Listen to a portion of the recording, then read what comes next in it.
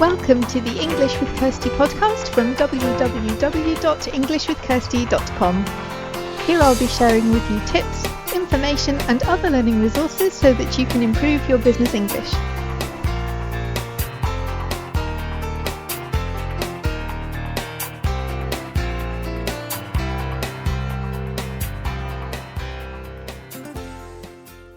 Everyone, and welcome back to the English with Kirsty podcast. Today I have a special guest, and it's somebody that I don't actually know very well, so this is an adventure for me as well. We're going to get to know her together. So welcome, Tania.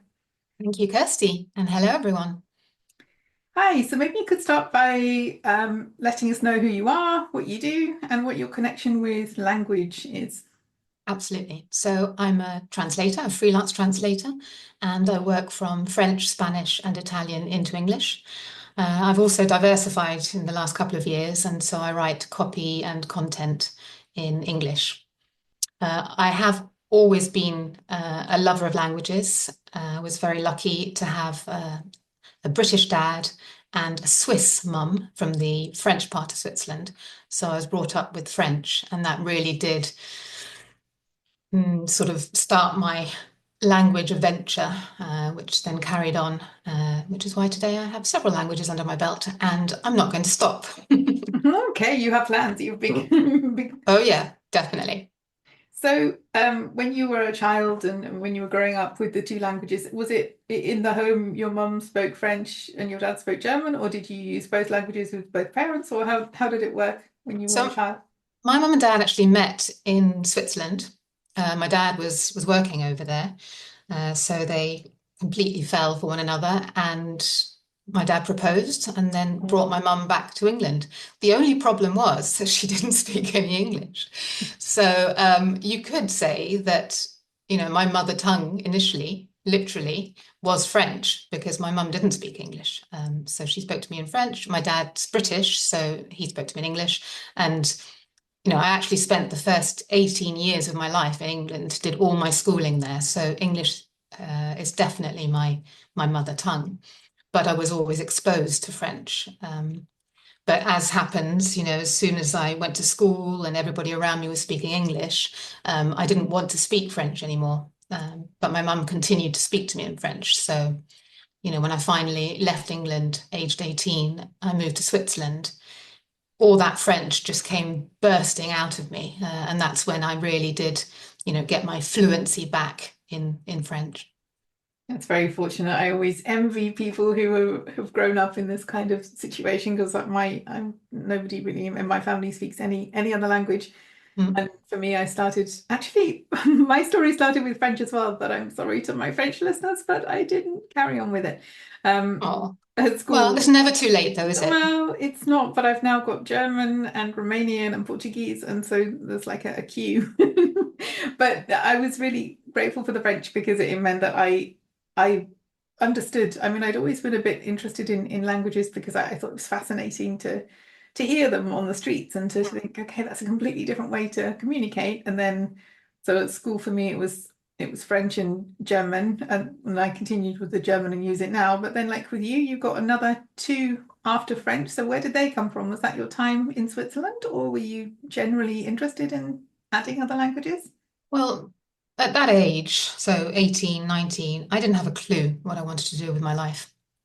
And so after a couple of years in Switzerland, where I had a safety net because I had all of my mum's family there, so they helped me out initially, I thought, right, well, I don't know what to do. I don't know what I want to do, so I'll just learn some more languages. So I managed, through the company I was working for in Switzerland, I managed to get a transfer to one of their German offices, and spent a couple of years in Germany.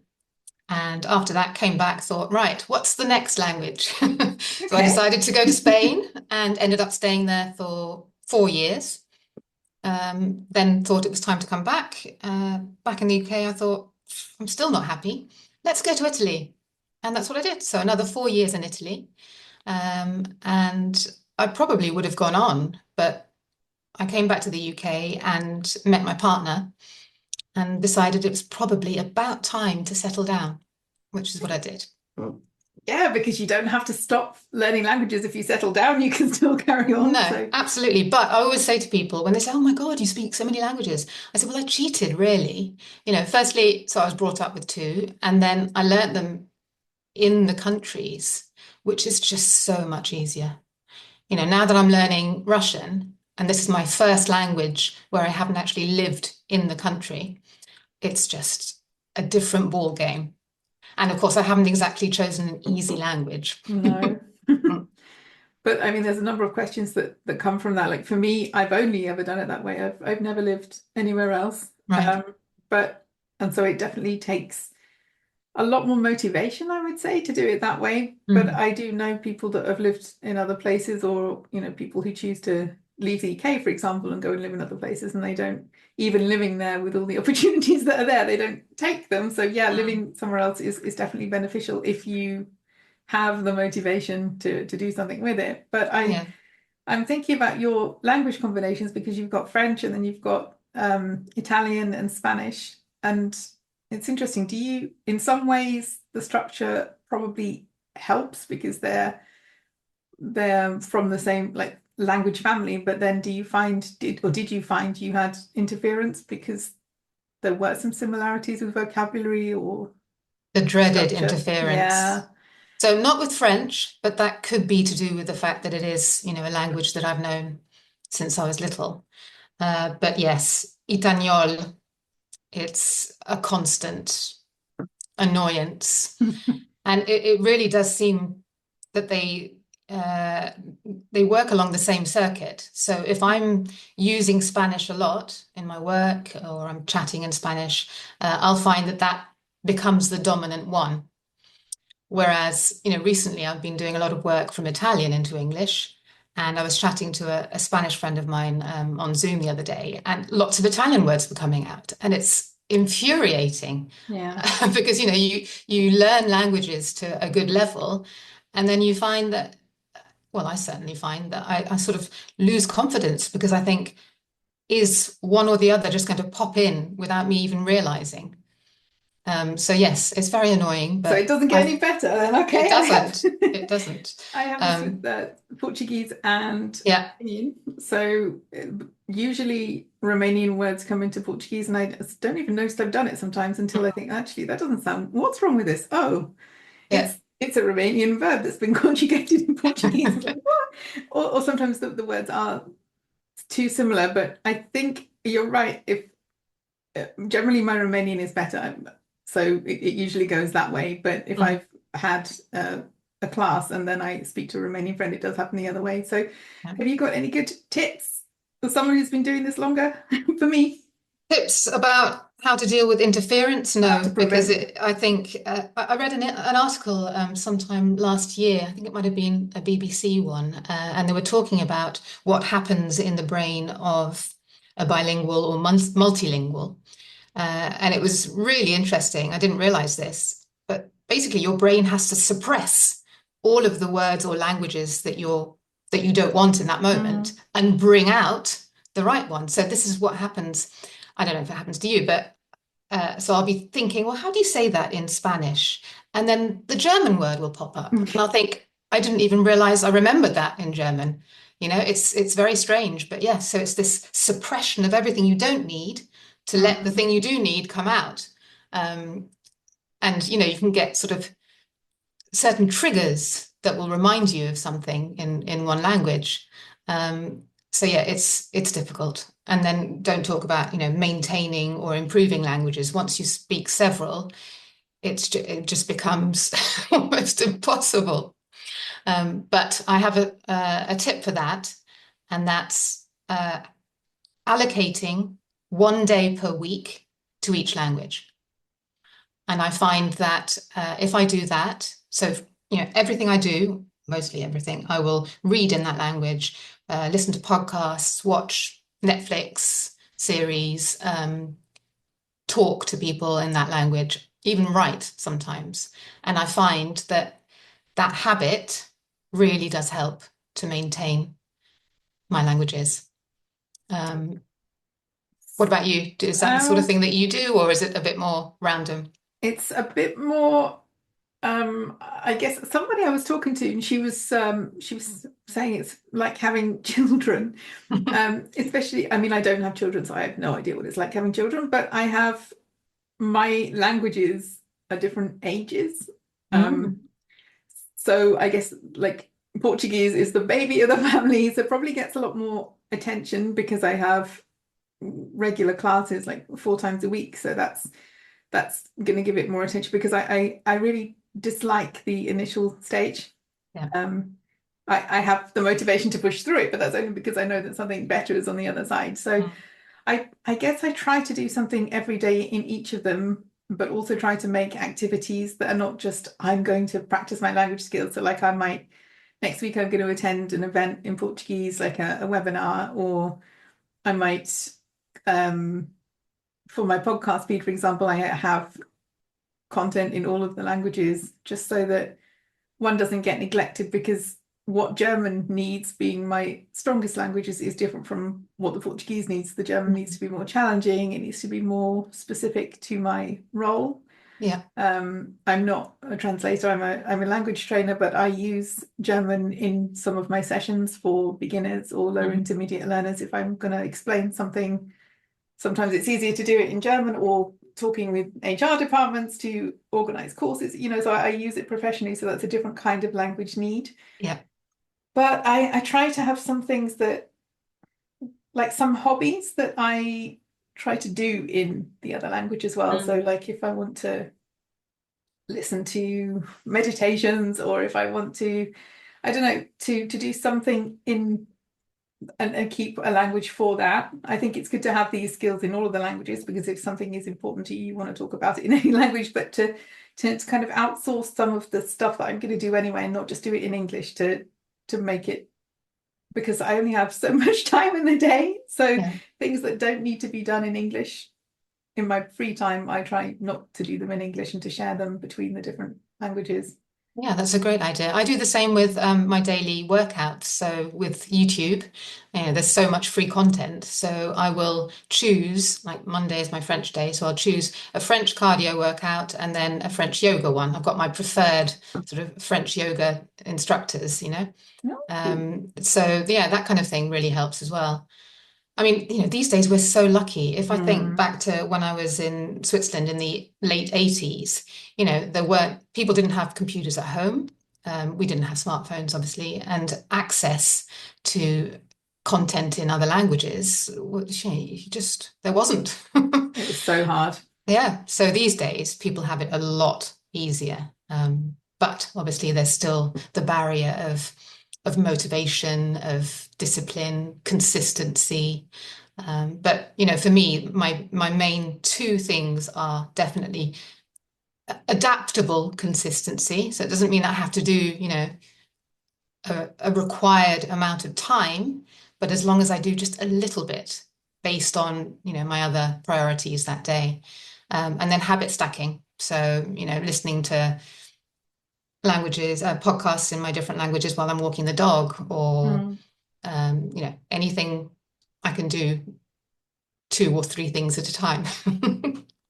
Yeah, because you're using that time anyway. Or for me, Exactly. it's like cleaning the house because it's Mm, boring, isn't it? So if I can yep. do something else, that's feeding my brain, it makes the task go a bit faster as well. But Yeah.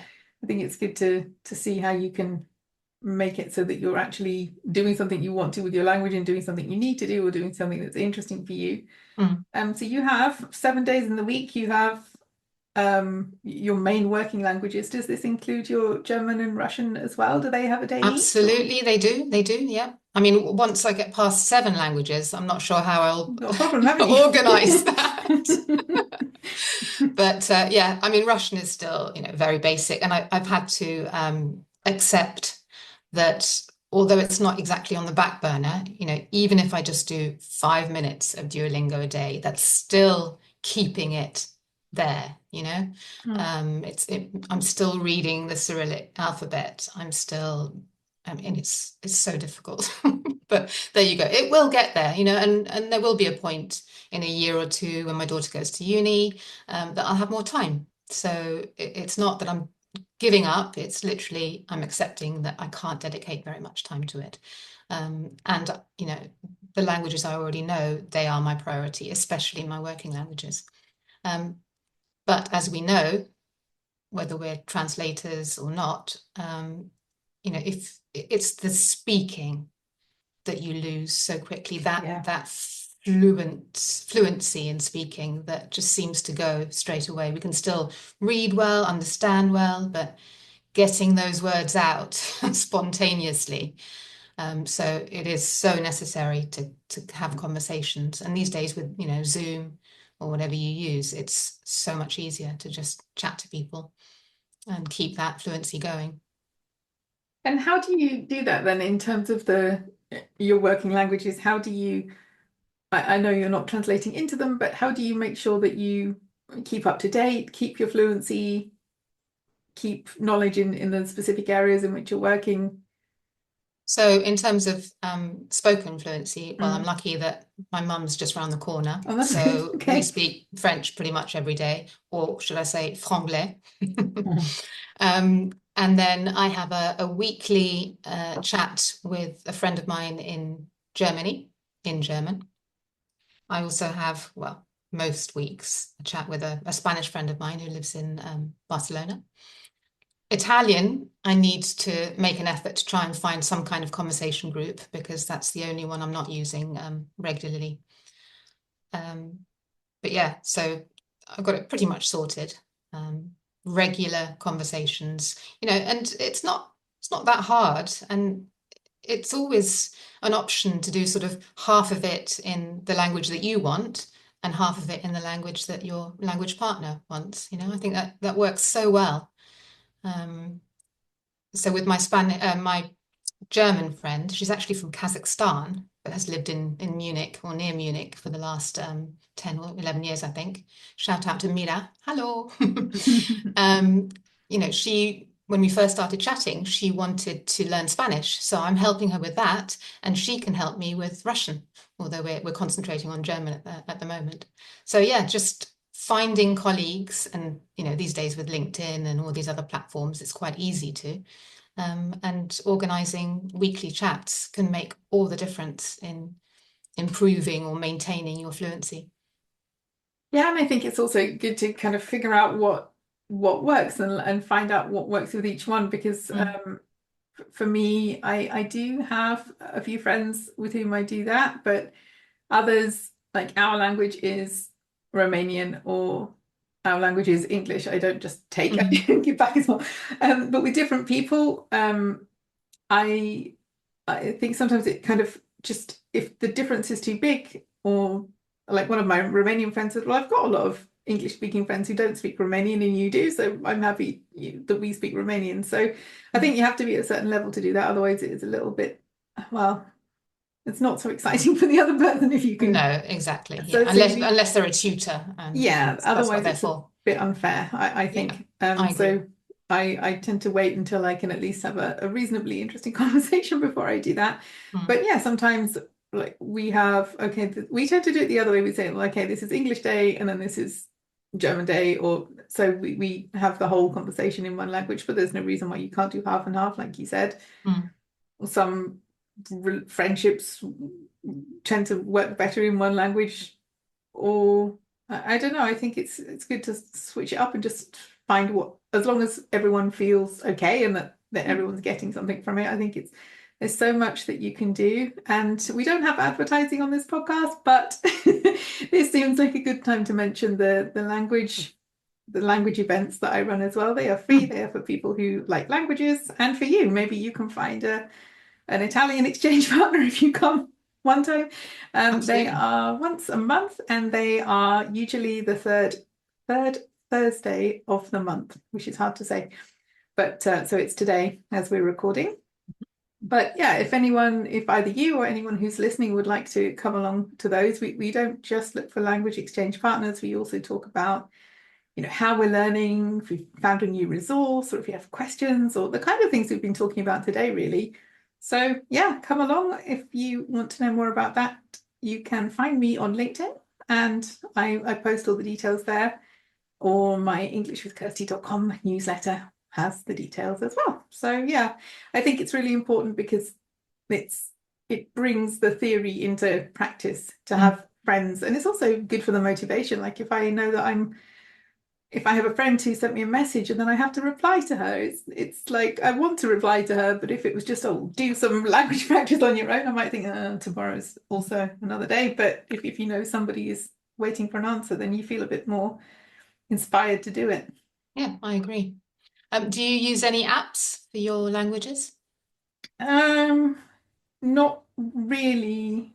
Um, I think Duolingo is good for vocabulary, but less Mm. so for Portuguese because it's not European Portuguese that they have on Yeah. there. Mm. Sometimes I just use it as like to keep my brain active with something because I had some other languages that in the past, like Turkish and Hindi, I don't keep them up to date, but I might Mm. do some on Duolingo just to see how much I remember I think it's a good brain training exercise. But in terms of being proactive and working on my languages, I tend to incorporate that into apps that I normally use, like WhatsApp or LinkedIn, or Mm. so some of the specific language exchange partner finding apps are not very accessible for people who work with assistive technology, Yeah. unfortunately. Yeah. So if they were a bit more accessible, I may choose to use them more, but as they're not, then I've worked with what's available and what works well. How about you? I am a fan of Duolingo, although I don't think it would be enough on its own to learn a language. Mm, I mean, it's a bit too easy for my source languages, but you'd be surprised how the odd sort of grammatical thing, or even sometimes a word here and there that you've forgotten, it does help. And I have to say, I'm a little bit addicted to keeping my streak going. yeah. Oh dear. I mean, I don't mind the gamified, aspect of it. I mean, it's a little bit babyish, but for me, just doing it every day is another, you know, aspect of my consistency. Um, and I am quite disciplined, so it helps. But yeah, I just think, I mean, it helps to love languages. And there's no doubt that for me, you know, going from not being able to communicate with somebody in their language to suddenly, well, not suddenly, but to being able to suddenly speak to them in words that you previously didn't know, it's just an amazing thing, unlike any other. Well, apart from maybe learning an instrument. It's just something that amazes me every time. The fact that when I first started with Russian on Duolingo, I didn't know what any of the letters were, Mm. apart from the ones that are similar to us in English. And now I can read it pretty fluently, and I just think that is amazing. More than any other skill that we could learn.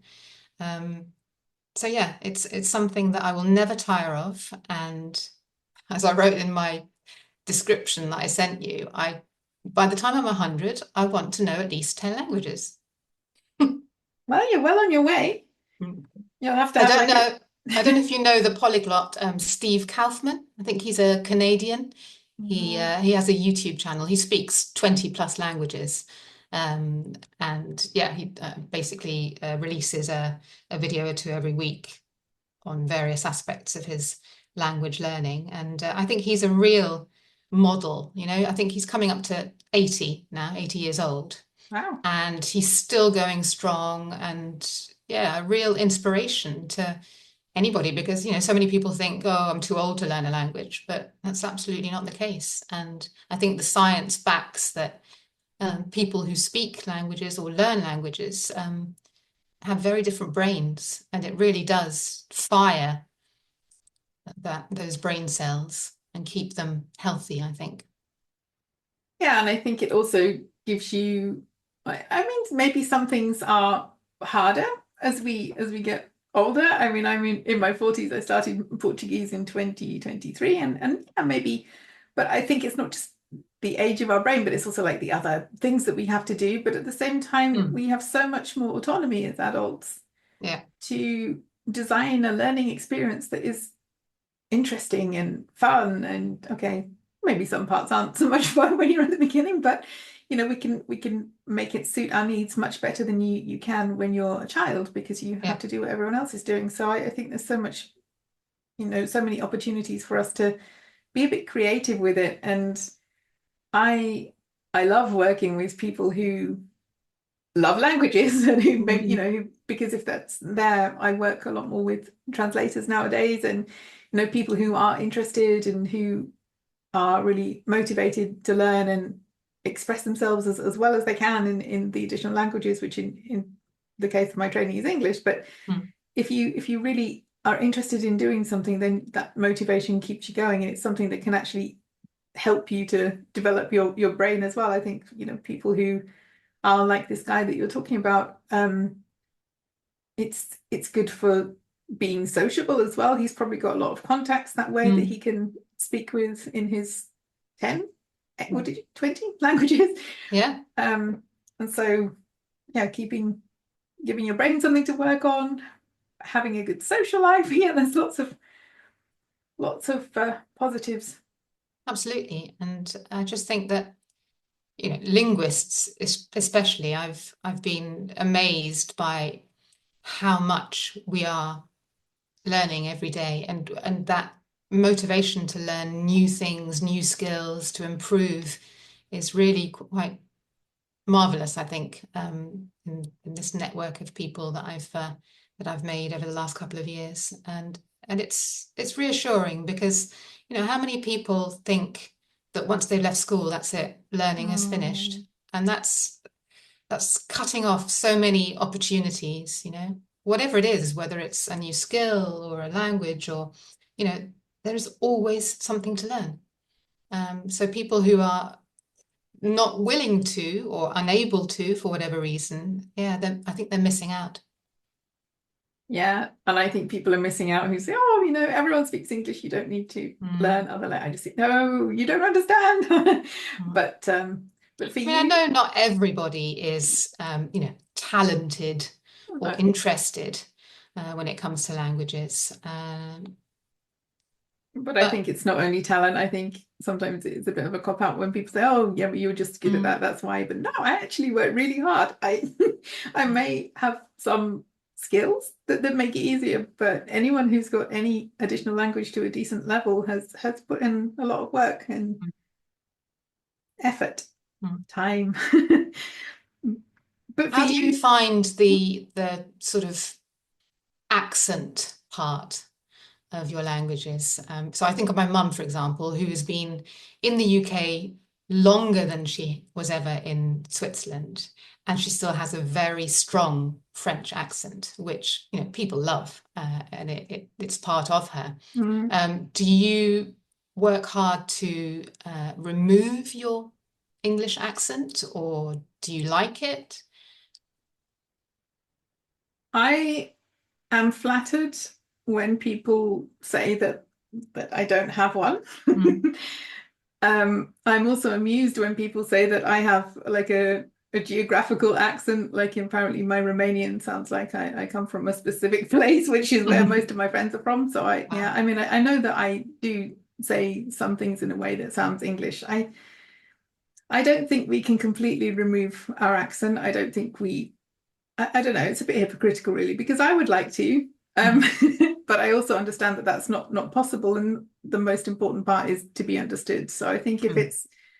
um, if it's becoming a problem, and people find it difficult to understand what you're saying, then it's something that needs to be worked on. But I accept that it's not none of these additional languages are my first language, and Mm. there will be some sounds that I just can't create in the same way as other people, and that's okay as long as I'm able to communicate well. Mm. That should be the priority. But yeah, everyone is I flattered agree. when they're told that they have a good accent. I know. And I think it helps to have a good ear, to be able to mimic sounds. But I also think it has a lot to do with what you do with your face and your mouth and your tongue. And I think you can, by making the right shapes, you can help yourself a lot to improve your enunciation of the words. But I think maybe, so a lot of Brits, they maybe don't move their mouth enough, or in French, you have to pout, you have to bring everything to the front. And even, I mean, it looks silly, but if you do that, I think you'll find that it really does help to make those French sounds. It's just like anything, it's muscle memory. So if we're not used to, moving our face in a certain way, then it's going to be a lot more difficult to make those sounds. But yeah, I mean, It's really interesting. I'm a perfectionist, so I really do try and speak as closely as possible to a native speaker. But obviously, there are words. I mean, some words in German, for example, took me a while to get the hang of. Especially things like, let me try and think of an example. Insurance, Versicherung. Mm. I think that's a really hard word to say because you've got the f, v at the front of the mouth, and then you've got to open your mouth to do the sh, Versicherung, and then you've got the Mm. ong again. So it's really quite a workout for the mouth and tongue. So I'm intrigued, because it's something that I can't do, so I've never thought to do, but do you, when you're working on this, do you look at people's, like, study their faces as they're speaking, or videos, and so you're not staring at some random person on the street, but do you do you look at videos with the intention of seeing what the face is doing when people are speaking? Not really, but it's more, how it feels Mm. rather than what it looks like. I am lucky. I do have a good ear. I play the piano and I like a sing song. But yeah, so yes, I suppose when I see somebody who's English and they're trying to say a word in French. No, in fact, the other day I was chatting to my Spanish friend, and typical Spaniard speaking English, often with words that begin with S and a consonant. In Spanish, you add an E. So instead of saying Spain, they say Espagne. Yeah. Okay, yeah. And that's something that's quite common, I've noticed. So I was saying to her, put your mouth forward so that you can't say the before. So just say Spain rather than Spain, because with the Yeah. you've got to open the mouth. So keep your mouth as small as possible and just say Spain. And she tried it and it did work. But obviously it's habit, isn't it? This is the thing. Yeah, and it feels, or maybe even sounds a bit strange, the Yeah. whole thing about recording your voice speaking the other languages, and it's Mm, it's not fun for anyone. But if you do it, then you can desensitize yourself a bit. mm, And I think that helps, because if you are too worried about it, you're not going to sound like yourself. mm, But also, the more you do it, the more you think, okay, well, this is just how I sound, and that's fine. This is my mm. voice speaking that language, but it can take a while to get there. Yeah. But if you don't do it, you'll never get there. Mm, Which is rich coming from me, who I'm always like a late speaker. I wasn't as a child, but with other languages, like mm, with my Romanian, I was very, very shy. And then suddenly I was like, okay, I can do this. And I don't know what changed. I still make mistakes. I still have a lot to learn, but there was a point where I wasn't terrified anymore. And I think for me, that was when I felt, okay, I can get myself out of this. I know enough words. I maybe can't say what I want to say, but I can say something else. And I think then that helped. And some of the, because people talk about fear of speaking another language, mm. and often that comes from different places, and you have to figure out what your challenge is. Like, is Yeah. it the pronunciation? Is it that you feel you don't have enough vocabulary to sound reasonably intelligent? Mm, Is it that you don't want to talk because you don't want people to talk to you because you might not understand it? There can be so many different reasons why people don't want to speak. It's really good to, if that is a challenge for you, to drill down into, okay, what's the worst that could happen for you, and then how do you mitigate that, yeah. or what do you do? Mm. Oh, I know. I mean, I went to Germany without a single word of German, and in fact, the same with Spanish and Italian. I basically just rocked up not That's knowing the brave. That's languages. courageous. I Well, yeah, I'm respect. not sure I'd do that now, but I was young and stupid or fearless anyway. And I remember those first few months, you feel stupid because Mm, you can't even express yourself at a child's level. yeah. And you so want to be able to join in conversations, but it's just, yeah, that feeling of just I'm hopeless. I can't express myself. But then, the amazing thing happens, and all of a sudden you realize, oh my God, I've just had a conversation and I didn't struggle, which is a wonderful feeling. But yeah, I mean, speaking, especially if you don't want to make mistakes or if you're worried about it, it can really hold you back.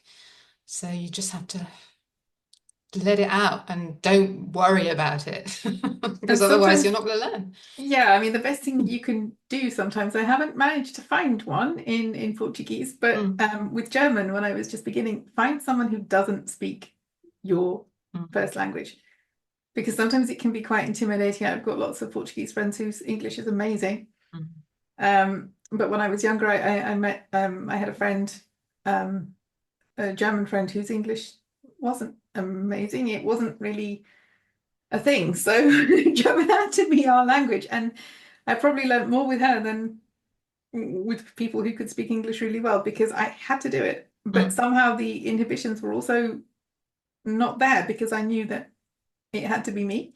Yeah. And we couldn't just, oh, never mind, let's do it in English. Mm. So, Yeah. And that's always a problem in Germany, of course, because most of the Germans that I encountered, their level of English was so much better than my piddly little A2 of German. So yeah, and also there isn't that fear of being judged if somebody doesn't speak, as yeah. well. Um, but yeah, I mean, it's just a question of remembering that everybody had to start at some point, and you know, no one is brilliant, And and it some never people. ends. No, exactly. It's, I mean, even in our mother tongues, we are never going to know every single word, and we're always learning, or we should be anyway. we should Um, be. And sometimes mm, we make mistakes when we're tired or when we're excited, or, it's not mm, everybody says a perfect sentence every time. And that's, no. Oh, I know. When I've had a bad night, I can't even get my words out in English, let alone any other language. So so, final questions. There's mm, two. One is probably easier. I know from I read your introduction and you talked about your beagle. So tell us something about, because I love dogs and I need to find out all about the dogs if my guests have them. So yeah. who is the beagle? So when we moved to Wiltshire from Surrey, we decided to get a dog because we had a lot more space, and it was also for our daughter.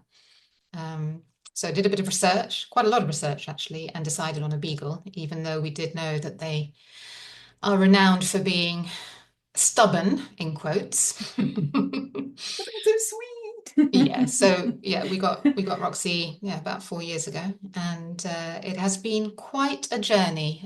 Though that first year, I have to confess that there were many times when I thought, "What have we done?"